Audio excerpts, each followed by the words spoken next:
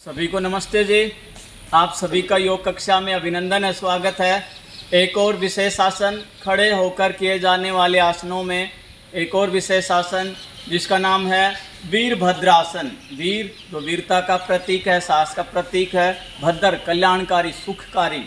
तो वीरभद्रासन जो हमारे शरीर में शौर्य ऊर्जा को प्रवाहित करने वाला और पूरे शरीर को के कल्याण के लिए विशेष आसन वीरभद्रासन। वीरभद्रासन करने की विधि, लाभ और सावधानियों पर हम आज डिटेल में चर्चा करने जा रहे हैं। आइए सीधा आपको योग कक्षा से जोड़ते हैं। आज कौन सा विशेष आसन करना है? वीरभद्रासन। वीरभद्रासन को हम पार्ट 1, पार्ट 2 और पार्ट 3 में करना है। तो सबसे पहले सहज और सरल विधि। सभी तैयार हैं? Yes sir. तो आइए हम अपना जो मैट है उसके अकॉर्डिंग अपने सिचुएशन लेंगे। दोनों पैरों पर समान वजन और दोनों पैरों को मैट के अनुसार 2 से 3 फीट की गैप में खोल लेंगे। आपका जो मैट है उसी के अकॉर्डिंग 2 से 3 फीट, जैसे आपकी हाइट है उसी हाइट में अपने पैर हैं, कम से कम 2 से 3 फीट अपनी हाइट के अकॉर्डिंग अपने पैरों को खोल लेंगे। पैरों को खोलने के बाद दोनों हाथों को हम दोनों कंधों के साथ में लेकर के आएंगे। दोनों कंधों के साथ में ये वीरभद्रासन पार्ट 1। अभी सभी दाहिने पैर के ऊपर पूरे वजन को लेकर के जाएंगे, दाहिनी तरफ सभी झुक जाएंगे। ये वीरभद्रासन पार्ट 1 सामने देखेंगे, बैकबोन बिल्कुल सीधी रहेगी। ये आप देख रहे हैं दाहिने पैर के ऊपर, दोनों पैरों का जो जिसके ऊपर है वो हाथ एक साइड में, पूरे शरीर का खिंचाव। ये वीरभद्रासन पार्ट 1 है।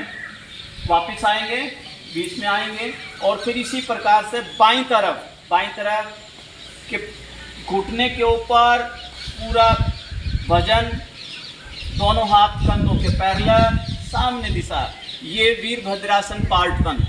वापस आएंगे, वापस आ जाएंगे, पहले के सिचुएशन में वापस आ जाएंगे। अब वीरभद्रासन पार्ट 2 में कैसा होता है देखेंगे।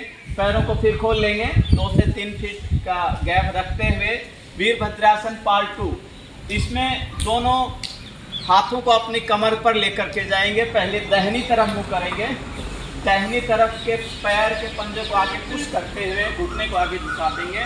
आगे पूरा वजन है वो घुटने के ऊपर लेकर आएंगे। हमारी जो बैकबोन है वो बिल्कुल सीधी रहेगी, नज़र सामने। वीरभद्रासन पार्ट 2। कम से कम 15 से 30 सेकेंड हम एक इस पोस्चर में रहेंगे। वापस बाईं तरफ इसी प्रकार से बाईं तरफ का जो घुटना है उसको ऊपर पुश करेंगे, बैकबोन बिल्कुल सीधी। ये वीरभद्रासन पार्ट 2 आप देख रहे हैं।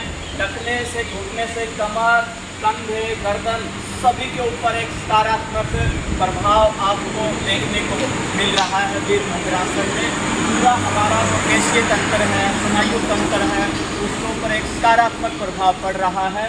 सबसे बड़ी बात यह है कि हमारा पूरा शरीर है वो लचीला बनता है, पूरा शरीर है ऊर्जावान होता है। जैसे वीरता के भाव पैदा कर रहा है तो पूरे शरीर की जो मांसपेशियां हैं इसमें गतिशील होती हैं।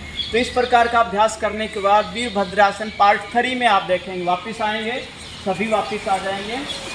अभी हम वीरभद्रासन पार्ट 3 का अभ्यास करेंगे। अपने पैरों को फिर से खोलेंगे, 2 से 3 फीट का गैप रखते हुए,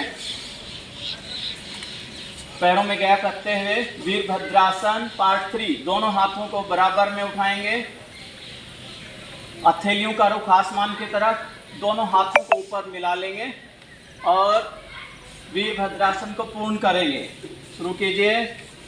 दाहिनी तरफ से पूरी कमर को मोड़ेंगे।